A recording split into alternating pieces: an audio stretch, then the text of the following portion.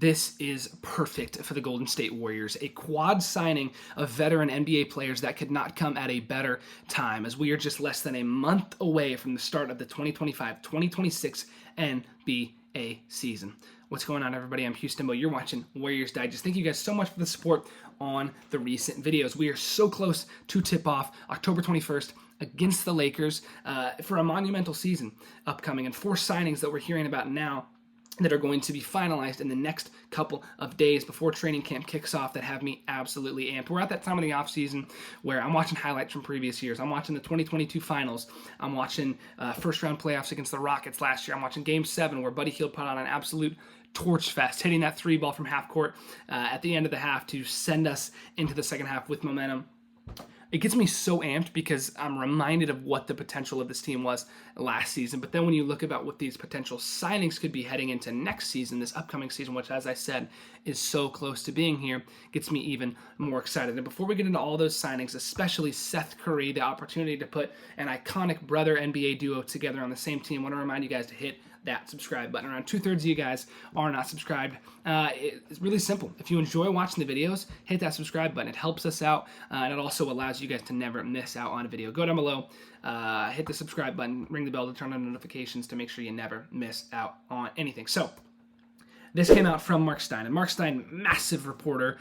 He's not wrong about things very often at all, and it sounds like there's a strong expectation league-wide now that the Warriors will also be signing Seth Curry in addition to the Horford, Melton, and Payton trio. And I know what you're thinking. Melton, Payton, Seth Curry. 3 smaller guards, but they all do something a little bit different. DeAnthony Melton, an excellent three-point shooter and very good on the defensive end. Gary Payton, a more athletic guard who's at a point in his career where you know what you're going to get from him. And now you add Seth Curry, an excellent three-point and mid-range shooter. And so all 3 of those guys, while they seem like a similar archetype, can all do something a little bit different. And we've seen Horford and Melton and Payton, those rumors have been swirling, trying to figure out exactly what that's going to happen alongside the weight of the Jonathan Kuminga situation. Well, it does sound like they will be signing Al Horford, Seth Curry, Gary Payton, and DeAnthony Melton once the Kuminga situation ends next week. And folks, I'm very confident. I will be shocked if this Kuminga situation is not resolved by the end of this week. We've seen from his agent, Aaron Turner, after he finally broke his silence and spoke out to ESPN and to a little bit of the Warriors, not the front office, but to the media team as well, and spoke about, hey, there are things that Kuminga wants on both sides of this. He wants to be back a part of the Warriors organization and commit himself to winning a championship, supporting Jimmy, supporting Steph, supporting Dre. But there's also this part of him that really wants to leave for another team, become the star guy, and ultimately be an all-star, be a superstar type player in this league.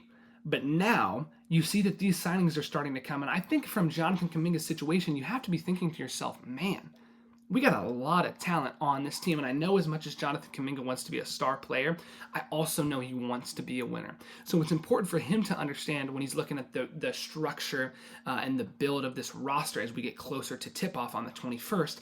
I think he's probably going to have a little bit in the back of his mind of, hold up, wait a second.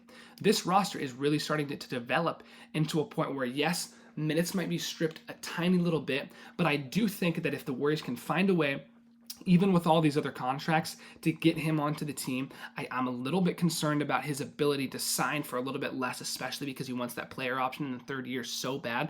I do think if we can find a way to make that work, you pair these 2 guys together, 30 and 30, I think there's, obviously they won't be wearing the same number, but just in this picture they are. I think there's so much potential. And obviously it still all rides on the Jonathan Kuminga situation, but ultimately Mark Stein saying, hey, these signings are happening. Write it down, mark it up, that this is something that is set in stone at this point. Al Horford and these other guys simply waiting around until the Jonathan Kuminga situation is resolved. And one guy that I'm specifically super excited about that we've been waiting on for months is Al Horford. The big man situation for this franchise has been an issue for a while. But it's an issue that goes back and forth in my head because I've always sort of realized that, yes, it's an issue, but the way that the Warriors basketball team plays the sport, you've never really needed a big to be that consistent in their type of play style. You saw it even in 2022 where Kevon Looney played a role that was significantly different from the typical NBA big man's perspective in this type of league. You expect those guys to be able to step out to the three-point line and hit shots. You expect them to be able to be solid defensive players.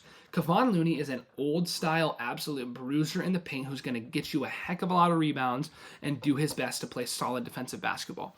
He's not a scoring threat from a put it in the post and let him back up against somebody and score the basketball. That's never been his threat. But in pick and roll, he's fantastic. He's probably a top 5 offensive rebounder in the league when he is locked into what he's supposed to be doing. But now we get to see something that we haven't really seen with this Warriors organization. When you spin the wheel back the last 10 years, Andrew Bogut, Zaza Pachulia, DeMarcus Cousins was a three-point shooter a little bit, but even with his role on the Warriors team, that wasn't his number one potential or expectation for what he's supposed to do on the court. You look at a guy like Al Horford. Even though he's a little bit older and brings a little bit more of a veteran presence to this team, he plays with a youth and a fire on the court that gets me really excited about what he might bring when paired alongside, I should say, Steph Curry and Jimmy Butler and Draymond Green. We've talked about what the starting lineup could look like. We've talked about what is this rotation exactly going to look like. Well, now that we have the understanding that Al Horford's going to be on the team and Melton as well, I think it's clear. Steph at the 1, Melton at the 2, Jimmy at the 3, Dre at the 4, Al Horford at the 5. He's going to bring something to this team that we haven't really seen a whole lot of, which is a 5 that stretches the floor consistently, except for in the moments that Dre's played the 5. Then yes, we've seen something like that. And gives us the ability to go pick and roll, and instead of a roll from Al Horford, more of a fade like Steph often does with Dre, and get him the opportunity on the outskirts to shoot the 3 ball. Al Horford is also an incredibly underrated defender.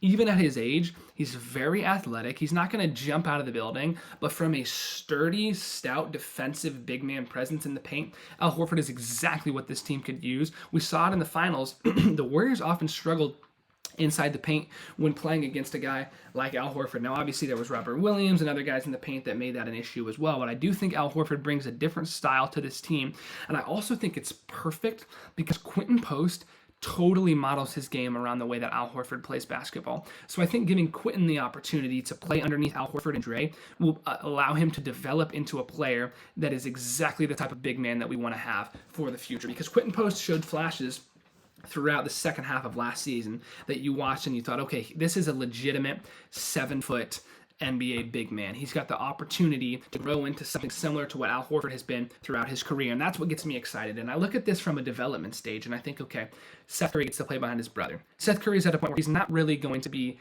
developing into anything further than what he already is, which is one of the most efficient mid-range and three-point shooters we've ever seen in the entire league. Just from a true shooting perspective, Seth Curry's at the top of all the all-time rankings. Then you look at DeAnthony Melton and what he brings.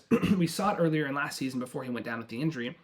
I think specifically of the Mavericks game, hitting threes down the stretch that are huge, playing effective on-ball and off-ball defense from a two-guard mentality because he's so smart.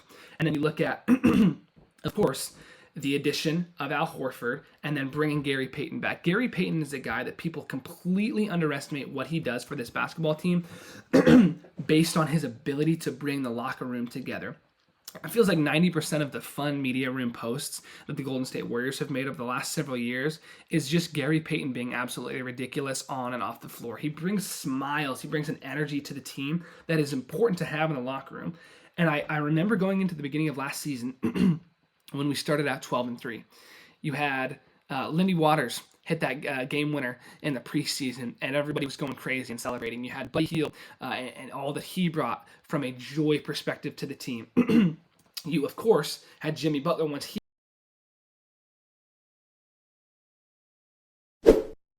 he came to the team, and all the abilities that he brought as a basketball player, but also from an IQ standpoint.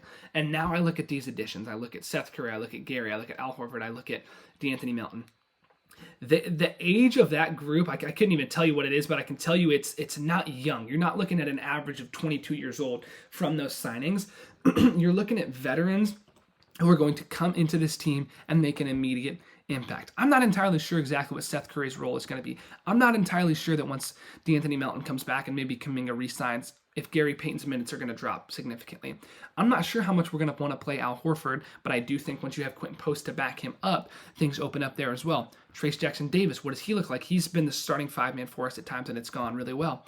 So the roster depth on this team, once these signings are made and once the Kuminga saga is finished, is going to give us the deepest Golden State Warriors team we have seen in a long time. And I'm so excited to see exactly what this team is going to offer.